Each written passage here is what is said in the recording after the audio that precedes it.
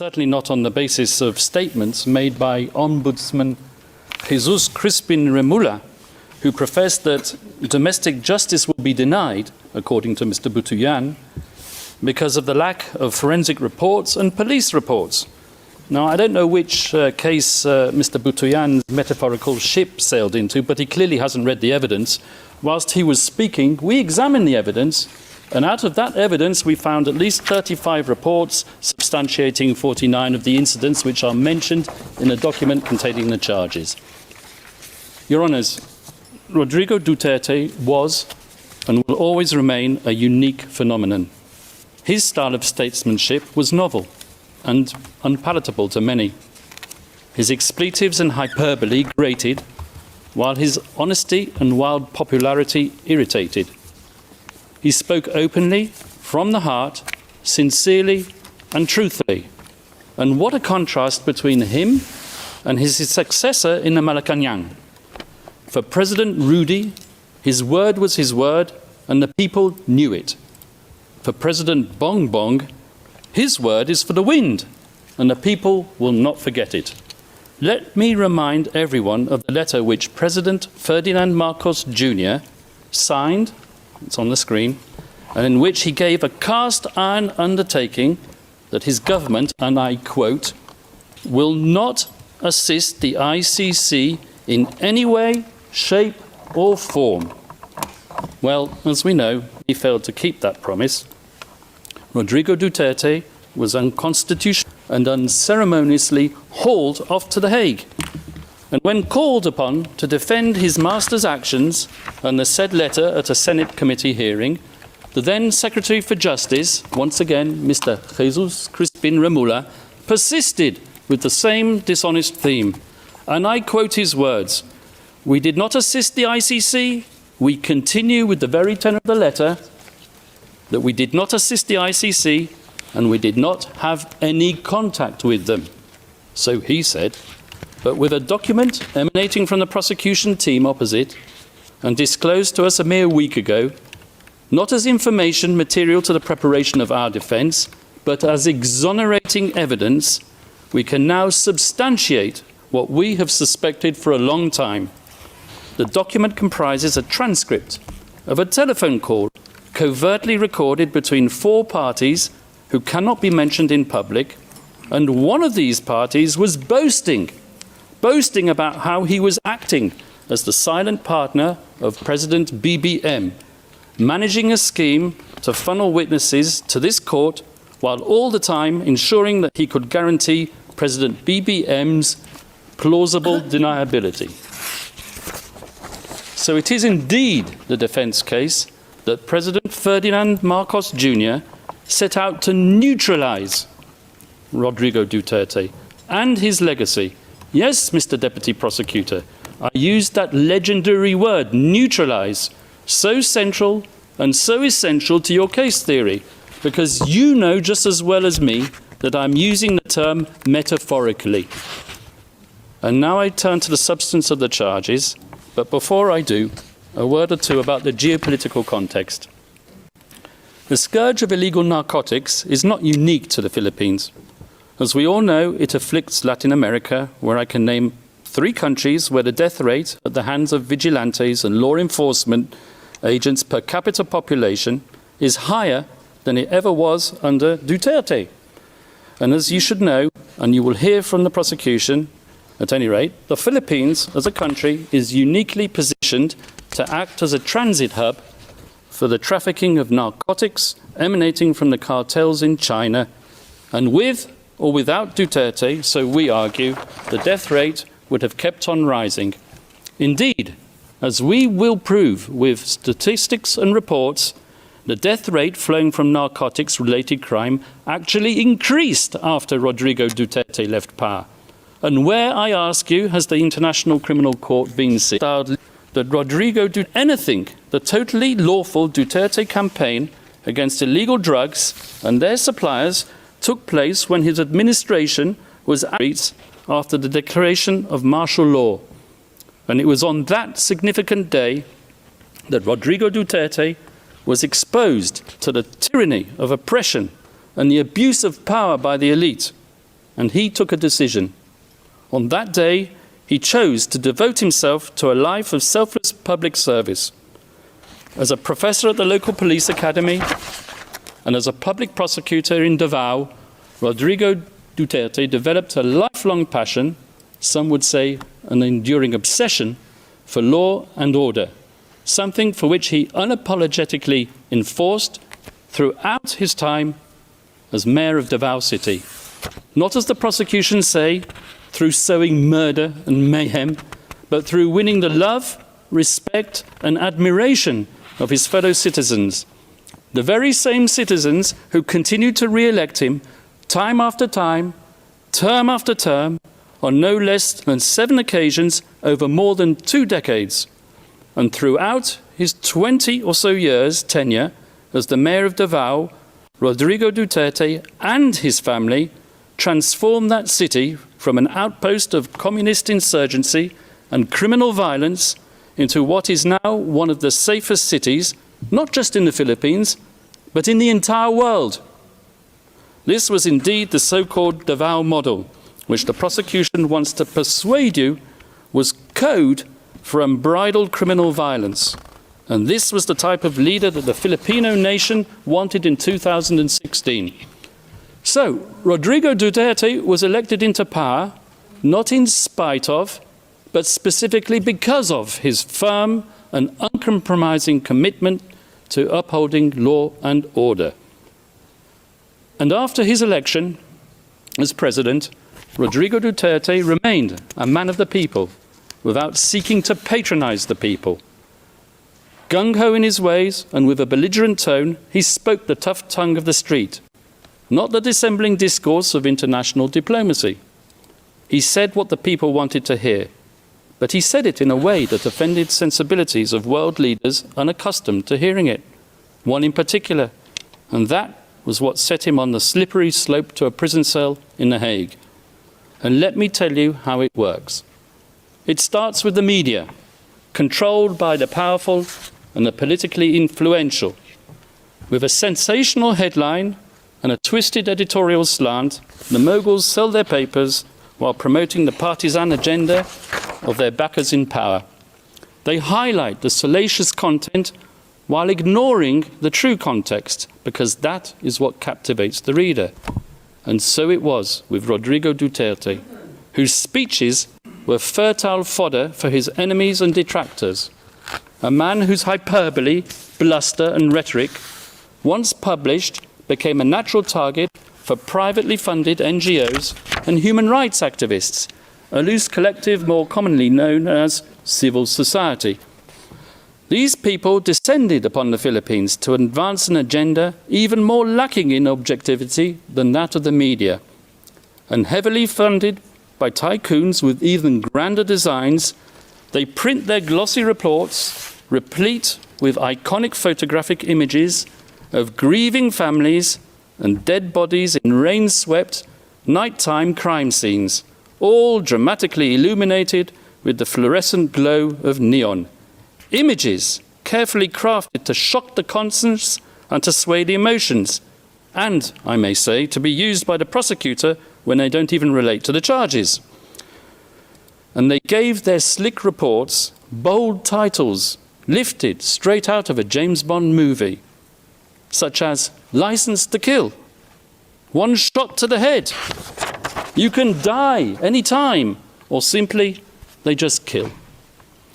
The photographers are fated and their shots exhibited as art all over the world, and the brave journalists who act as their sources win awards and Nobel Prizes. And slowly but surely, their narrative becomes the sacred, unchallengeable and unshakable truth. And so the pressure builds up, and the academics who haunt the corridors of the progressive left law faculties far away in the United States tweet their research and publish their articles pontificating about crimes against humanity, systematic attacks against the civilian population, and they point their finger at one man alone, and bandy about slogans such as accountability and the prevention of impunity. They give their gratuitous advice on what should be done, sometimes academics who formerly worked alongside the prosecutor of the International Criminal Court. Communications and complaints are filed, and the rest, as they say, is history. In any event, we're not gathered here today to judge a man on the basis of his coarse attitude or his vulgar language. This court has convened a confirmation hearing to verify whether substantial grounds exist to believe that Rodrigo Duterte, the people's president, together with various so-called co-perpetrators, over the years of his governance, devised a criminal policy of wholesale and wanton murder. And since we are in a court of law, it is worth stressing, although I should not have to, cases are decided on the basis of evidence, not supposition, not rumour, not spicy gossip, and certainly not on the basis of political rhetoric and bluster. Because at the end of the day, were it not for those belligerent and controversial speeches, there would have been no impetus to bring the people's president to The Hague.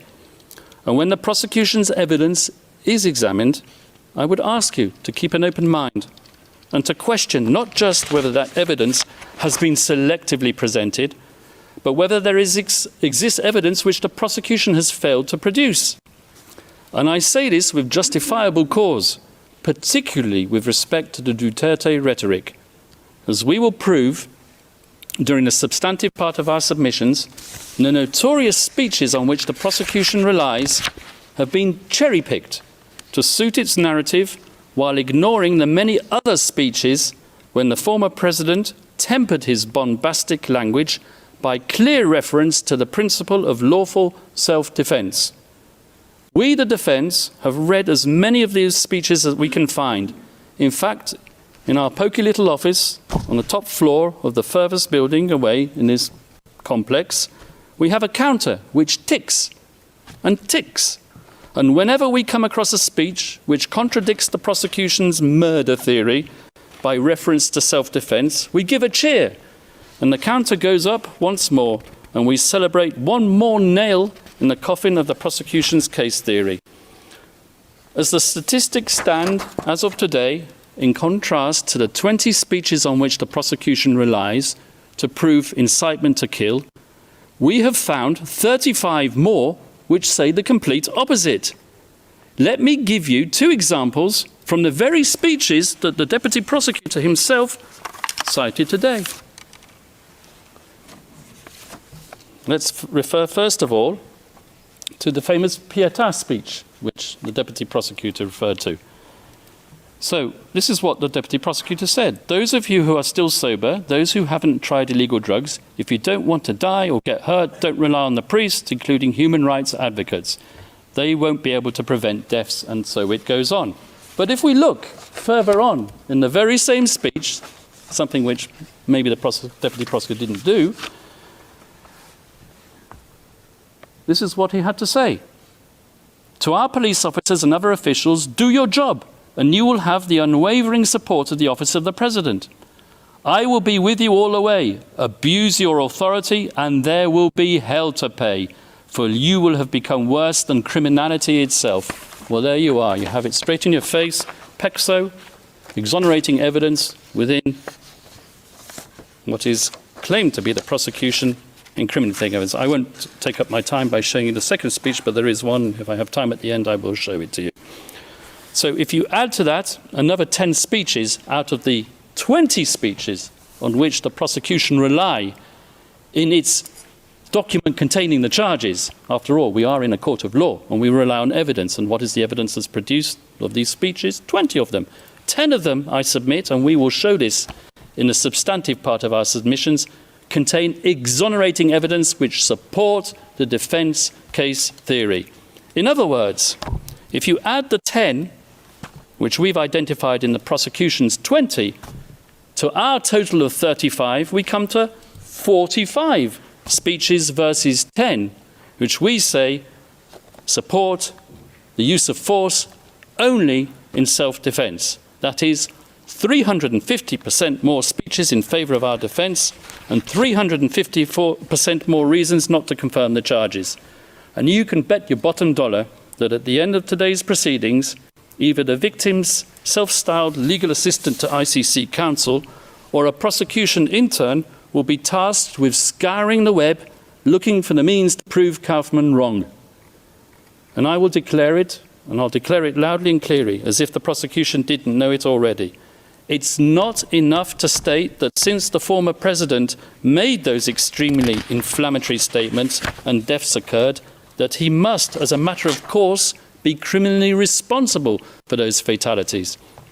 At this stage of the proceedings, the prosecution needs to show substantial grounds to believe that the former president actually desired and foresaw that people would be killed as a result of his incendiary language.